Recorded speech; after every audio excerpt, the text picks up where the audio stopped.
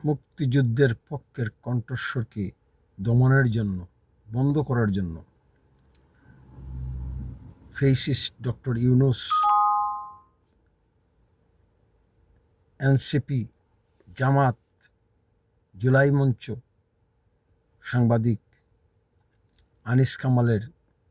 আনিস কামালকে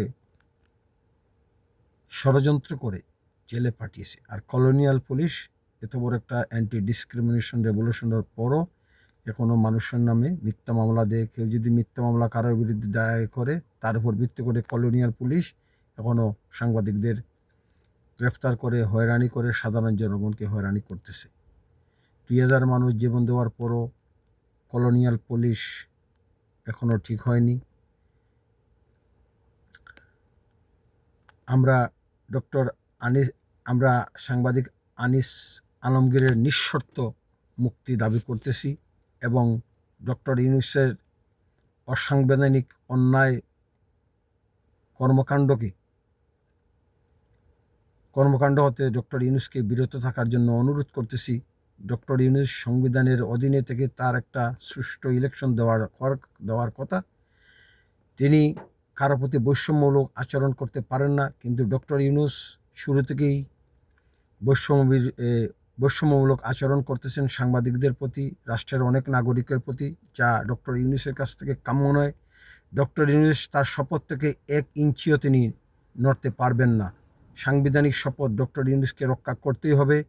যদি তিনি শপথ রক্ষা না করেন, তাহলে সাংবিধানিক শপথ ভঙ্গের দায়ে তাকে অভিযুক্ত করা হবে। ডক্টর ইউনূস অ্যান্টি ডিসক্রিমিনেশন রেভলিউশনকে হাইজ্যাক করতে পারেন না, ভুল পথে নিয়ে যেতে পারেন না।